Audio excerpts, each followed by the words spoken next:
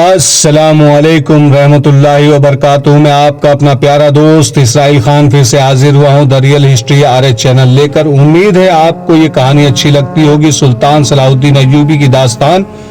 یہ آپ کا اپنا چینل ہے، اسے لائک، سبسکرائب، کمنٹ اور شیئر ضرور کریے گا میرے دوستوں۔ سلطان ایوبی نے اپنے قریب کچھ فوج رکھی ہوئی تھی۔ اس نے رات کے وقت حملہ نہ کرایا، اسے معلوم تھا کہ اب دشمن چوکنا ہوگا۔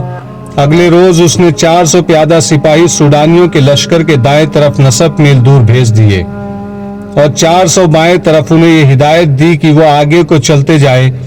دونوں دستے جنگی ترتیب میں سوڈانیوں کے پہلو سے گزرے تو سوڈانیوں نے اس خطرے کی پیش نظر اپنے پہلو پھیلا دیے کہ یہ دستے پہلو پر یا عقب سے حملہ کریں گے۔ سلطان ایوبی کی ہدایت کے مطابق اس کے کماندار اپنے دستوں کو پرے ہٹاتے گئے۔ سوڈانی دھوکے میں آ گئے، انہوں نے اپنے لشکر کو دائیں بائیں پھیلا دیا۔ اچانک سلطان ایوبی کے 500 سوار نے ٹیلے کی اوٹ سے نکل کر سوڈانیوں کے وسط میں حلہ بول دیا۔ یہاں ان کے اعلیٰ کمان تھی۔ گھڑ سواروں کا یہ حملہ اچانک اور بے حد شدید تھا، سارے لشکر میں بھگدڑ مچ گئی۔ پہلوؤں سے پیادہ تیر اندازوں نے تیر برسانے شروع کر دیے۔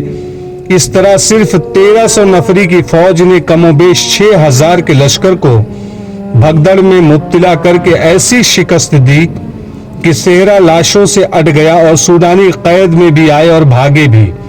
بھاگنے والوں کی تعداد تھوڑی تھی۔ یہ سوڈانیوں کی دوسری بغاوت تھی جو سلطان ایوبی نے انہی کے خون میں ڈبو دی۔ اب کہ سلطان ایوبی نے ڈپلومیسی سے کام نہیں لیا، اس نے جنگی قیدیوں سے معلومات حاصل کر کے ان تمام کمانداروں اور دیگر حکام کو قید میں ڈال دیا جو در پردہ بغاوت کی سازش میں شریک تھے۔ تخریب کاروں کی بھی نشاندہی ہو گئی، انہیں سزائے موت دی گئی۔ رجب جیسے نائب سالاروں کو ہمیشہ کے لیے قید خانے میں ڈالنا تھا، لیکن اس کا کوئی پتہ نہ چلا کیونکہ اس وقت وہ وہاں پر نہیں تھا۔ سلطان ایوبی حیران اس پر ہوا کہ بعض ایسے حکام اس سازش میں شریک تھے جنہیں وہ اپنا وفادار سمجھتا تھا۔ اس نے اپنے معتمد سالاروں اور دیگر حکام سے کہہ دیا کہ مصر کے دفاع اور سلطنت کے استحکام کے لیے سوڈان پر حملہ آور قبضہ ضروری ہو گیا ہے۔ اس نے خلیفہ الاعزت سے محافظ دستہ واپس لے کر اسے معزول کر دیا اور اعلان کر دیا کہ اب مصر خلافت عباسیہ کے تحت ہے اور یہ بھی کہ خلافت کی گدی بغداد میں ہوگی۔ سلطان ایوبی نے ان معرارہ کو 8 محافظوں کے ساتھ نور الدین زنگی کے حوالے کرنے کے لیے روانہ کر دیا۔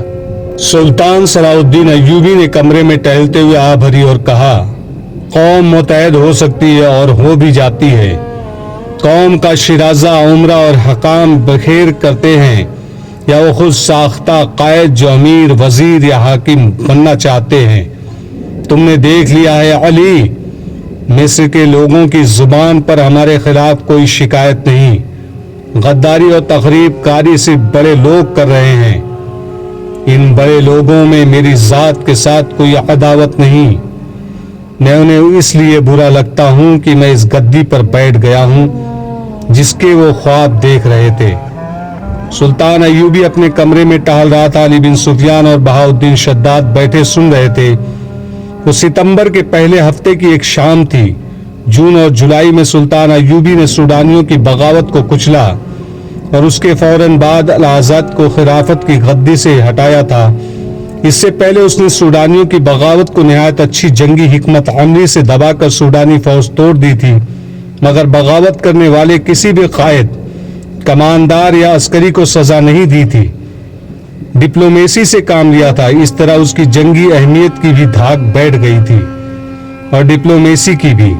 اب کہ سوڈانیوں نے پھر سر اٹھایا تو سلطان ایوبی نے اس سر کو ہمیشہ کے لیے کچل دینے کے لیے پہلے تو میدان جنگ میں سوڈانیوں کے لاشوں کے انبار لگائے، پھر جو بھی پکڑا گیا اس کے عہدے اور رتبے کا لحاظ کیے بغیر اسے سزا دی۔ اکثریت کو تو جلاد کے حوالے کیا، باقی جو بچے انہیں لمبی قید میں ڈال دیا یا ملک بدر کر کے سوڈان کی طرف نکال دیا۔ سلطان ایوبی نے کہا، آج 2 مہینے ہو گئے ہیں میں سلطنت کے انتظام اور قوم کی فلاح و بہبود کی طرف توجہ نہیں دے سکا۔ مجرم لائے جا رہے ہیں اور میں سوچ بچار کے بعد انہیں سزائے موت دیتا چلا جا رہا ہوں۔ یوں دل کو تکلیف ہو رہی ہے جیسے میں قتل عام کر رہا ہوں۔ میرے ہاتھوں مرنے والوں کی اکثریت مسلمانوں کی ہے۔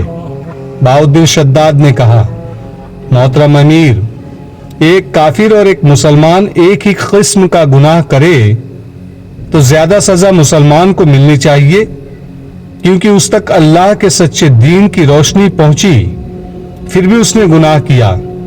کافر تو عقل کا بھی اندھا ہے، مذہب کا بھی اندھا۔ آپ اس پر غم نہ کریں کہ آپ نے مسلمانوں کو سزا دی ہے، وہ غدار تھے، سلطنت اسلامیہ کے باغی تھے، انہوں نے اسلام کا نام مٹی میں ملانے کے لیے کافروں سے اتحاد کیا۔ سلطان ایوبی نے کہا، میرا اصل غم یہ ہے شداد کہ میں حکمران بن کے مصر نہیں آیا۔ اگر مجھے حکومت کرنے کا نشہ ہوتا تو مصر کی موجودہ فضا میرے لیے سازگار تھی۔ جنہیں صرف عمارت کی گدی سے پیار ہوتا ہے، وہ سازشی ذہن کے حاکموں کو زیادہ پسند کرتے ہیں۔ وہ قوم کو کچھ دیے بغیر لوگوں کو دلکش مگر جھوٹے رنگوں کی تصویریں دکھاتے رہتے ہیں۔ اپنے ذاتی عملے میں شیطانی خصلت کے افراد کو رکھتے ہیں۔ وہ اپنے ماتحت حاکموں کو شہزادوں کا درجہ دیے رکھتے ہیں اور خود شہنشاہ بن جاتے ہیں۔ میں کہتا ہوں کہ مجھ سے یہ گدی لے لو، لیکن میرے راستے میں کوئی بھی رکاوٹ کھڑی نہ کرنا جو کفر کے لیے میں بڑھوں۔ میں جو مقصد لے کر گھر سے نکلا ہوں وہ مجھے پورا کر لینے دو۔ نور الدین زنگی نے ہزاروں جانوں کی قربانی دے کر اور دریائے نیل کو عرب کے مجاہدوں کے خون سے سرخ کر کے شام، مصر اور اتحاد قائم کیا ہے۔ مجھے اس متحد سلطنت کو وسعت دینی ہے، سوڈان کو مصر میں شامل کرنا ہے، فلسطین کو صلیبیوں سے چھڑانا ہے، صلیبیوں کو یورپ کے وسط میں لے جا کر کسی گوشے میں گھٹنوں بٹھانا ہے۔ اور مجھے یہ فتوحات اپنی حکمرانی کے لیے نہیں، اللہ کے حکمرانی کے لیے حاصل کرنی ہے۔ مگر مصر میرے لیے دلدل بن گیا ہے۔ تو کون سا گوشہ ہے جہاں سازش، بغاوت اور غداری نہیں؟ علی بن سفیان نے کہا، ان تمام سازشوں کے پیچھے صلیبی ہیں۔ میں حیران ہوں کہ وہ کس بے دردی سے اپنی جوان لڑکیوں کو بے حیائی کی تربیت دے کر ہمارے خلاف استعمال کر رہے ہیں۔ ان لڑکیوں کی خوبصورتی کا اپنا جادو ہے، ان کا طلسم ان کی زبان میں ہے۔ سلطان ایوبی نے کہا، زبان کا وار تلوار سے گہرا ہوتا ہے۔ وہ عقل جو تمہاری کمزوریوں کو بھانپ سکتی ہے علی، وہ اپنی زبان سے ایسے انداز سے اور ایسے موقع پر ایسے الفاظ کہلوائے گی کہ تم اپنی تلوار نیام میں ڈال کر دشمن کے قدموں میں رکھ دو گے۔ صلیبیوں کے پاس دو ہی تو ہتھیار ہیں، الفاظ اور حیوانی جذبے، جسے انسان جذبے پر غالب کرنے کے لیے وہ اپنی جوان اور خوبصورت لڑکیوں کو استعمال کر رہے ہیں۔ انہوں نے مسلمان عمرا اور حکام کے دلوں سے مذہب تک نکال دیا ہے۔ علی بن سفیان نے کہا، صرف ناکام نہیں امیر محترم، مصر کے عام لوگوں میں بھی بدکاری عام ہو گئی ہے۔ یہ صلیبیوں کا کمال ہے، دولت مند مسلمانوں کے گھروں میں بھی بے حیائی شروع ہو گئی ہے۔ سلطان ایوبی نے کہا، یہی سب سے بڑا خطرہ ہے۔ میں صلیبیوں کے سارے لشکر کا مقابلہ کر سکتا ہوں اور کیا ہے، مگر میں ڈرتا ہوں کہ صلیبیوں کے اس وار کو نہیں روک سکوں گا، اور جب میری نظریں مستقبل میں جھانکتی ہے تو میں کانپ اٹھتا ہوں۔ مسلمان برائے نام مسلمان رہ جائیں گے، ان میں بے حیائی صلیبیوں والی ہوگی اور ان کی تہذیب و تمدن پر صلیبی رنگ چڑھا ہوا ہوگا۔ میں مسلمانوں کی کمزوریاں جانتا ہوں۔ مسلمان اپنے دشمن کو نہیں پہچانتے، بچھائے ہوئے خوبصورت جال میں پھنس جاتے ہیں۔ میں صلیبیوں کی کمزوریاں جانتا ہوں، وہ بے شک مسلمانوں کے خلاف متحد ہو گئے ہیں، لیکن ان کے اندر سے دل بیٹھے ہوئے ہیں، پھٹے ہوئے ہیں۔ فرانسیسی اور جرمن ایک دوسرے کے خلاف ہیں، برطانوی اور اطالوی ایک دوسرے کو پسند نہیں کرتے۔ تو مسلمانوں کو مشترک دشمن سمجھ کر اکٹھے ہیں، لیکن ان میں عداوت کی حد تک اختلافات ہیں۔ ان کا شاہ اگسٹس دوغلا بادشاہ ہے، باقی بھی ایسے ہی ہیں، مگر انہوں نے مسلمان عمرا کو عورت کے حسن اور زر و جواہرات کی چمک دکھا کر اندھا کر رکھا ہے۔ اگر مسلمان عمرا متحد ہو جائیں تو صلیبی چند دنوں میں بکھر جائیں گے۔ اب فاطمی خلافت کو ختم کر کے میں نے اپنے دشمنوں میں اضافہ کر لیا ہے۔ فاطمی اپنی گدی کی بحالی کے لیے سوڈانیوں اور صلیبیوں کے ساتھ ساز باز کر رہے ہیں۔ ان کے شاعر کو کل سزائے موت دے دی گئی ہے۔ علی بن سفیان نے کہا، جس کا مجھے بہت افسوس ہے۔ سلطان ایوبی نے کہا، امارت الیمنی کی شاعری نے میرے دل پر بھی گہرا اثر کیا تھا، مگر اس نے الفاظ اور ترنم کو چنگاریاں بنا کر اسلام کے خرمن کو جلانے کی کوشش کی ہے۔ امارت الیمنی اس دور کا مشہور شاعر تھا۔ اس دور میں اور اس سے پہلے بھی لوگ شاعروں کو پیر اور پیغمبروں جتنا درجہ دیتے تھے۔ شاعر الفاظ اور ترنم سے فوجوں میں جذبے کی نئی روح پھونک دیا کرتے تھے۔ یہی درجہ اس مسلمان شاعر کو حاصل تھا۔ اس نے لوگوں میں جو مقام پیدا کر رکھا تھا اسے اس نے اس طرح استعمال کرنا شروع کر دیا تھا کہ ایک طرف وہ لوگوں میں جہاد کا جذبہ پختہ کرتا تھا اور ساتھ ہی فاطمی خلافت کی عظمت کی دھاک لوگوں کے دلوں میں بٹھاتا تھا۔ اسی فاطمی خلافت کی اتنی پشت پناہی حاصل تھی کہ اس نے سلطان ایوبی کے خلاف زہر اگلنا شروع کر دیا تھا۔ اس کے آخری اشعار یہ تھے، مجھے فاطمی خلافت کی محبت کا تانا دینے والوں، مجھ پر لعنت بھیجو، میں تمہیں لعنت کے لائق سمجھتا ہوں۔ فاطمی محلات کی ویرانی پر آنسو بہاؤ، ان میں رہنے والوں کو میرا پیغام دو کہ میں نے تمہارے لیے جو زخم کھائے ہیں وہ کبھی مندمل نہ ہوں گے۔ اس کے گھر اچانک چھاپا مارا گیا۔ وہاں سے دستاویزی ثبوت ملا تھا کہ وہ صرف فاطمی خلافت کا ہی نہیں، بہی خواہ نہیں، بلکہ صلیبیوں کا وظیفہ خوار بھی ہے۔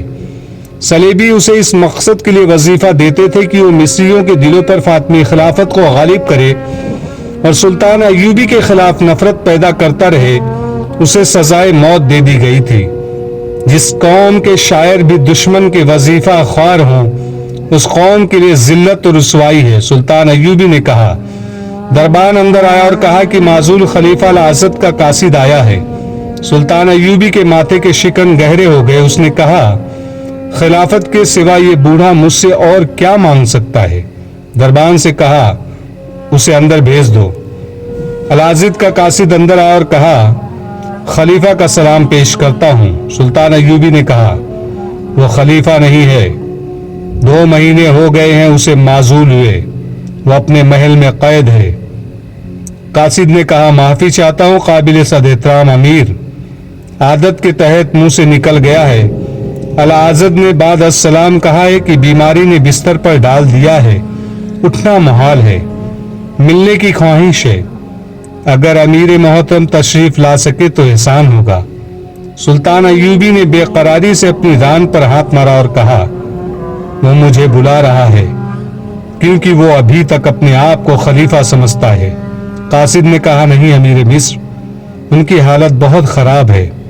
محل کے طبیب نے خطرے کا اظہار کیا ہے کہ ان کا ویرینہ مرض ہے جو غم اور غصے میں تیز ہو جاتا ہے، اب تو وہ اٹھنے سے معذور ہو گئے ہیں۔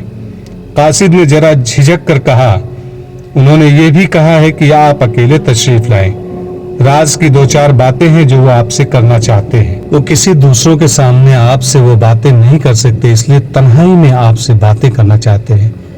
انہیں بعد السلام کہنا، صلاح الدین ایوبی راز کی سب باتیں جانتا ہے۔ سلطان ایوبی نے کہا، اب راز کی باتیں خدا سے کہنا، اللہ تمہیں معاف کرے۔